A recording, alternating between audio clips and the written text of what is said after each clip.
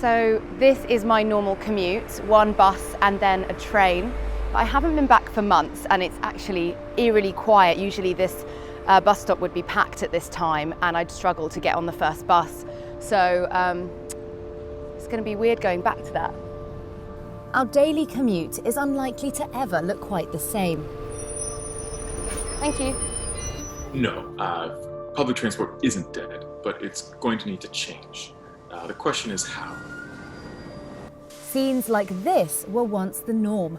2 million people a day crammed onto the New York subway, 5 million on London's Underground. That disappeared seemingly overnight. Transport for London says demand is down 85%. Health concerns instead have taken a front seat.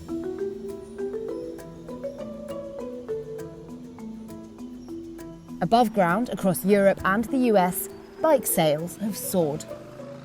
There's also been a return to cars. But these are neither good for the environment or the people who live further out, and cities are turning to completely new ideas to reinvent public transport. What we're starting to see is that public transport is actually the number one concern that people have in terms of returning to work. So people want a new kind of public transport, one in which they have a lot more visibility and certainty into how many people will be traveling with them. They want to know that capacity is being controlled, that payment is contactless, that their bus was cleaned recently. And we think that the best way to deliver this layer of transparency and trust is through technology. Ride-sharing company Via had been reinventing the bus well before lockdown.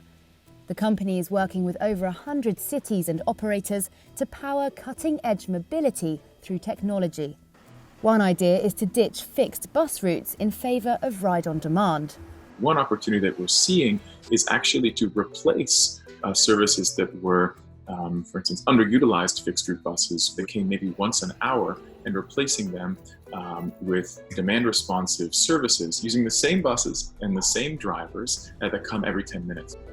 So what we could see more of in the future is actually booking your seat on a regular bus like this using an app on your phone. So what you'll do is tell it where you are, tell it where you need to go, and the algorithm will figure out where the nearest bus is to pick you up. This means contactless payment, ensures the bus isn't overcrowded, and even allows for contact tracing.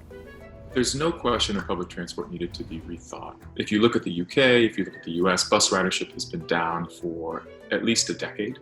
And the few cities that have managed to grow bus ridership have only done so by radically rethinking their networks and then investing into them to improve service. So the current situation has created a really unprecedented opportunity to rethink how public transport works in all of our cities.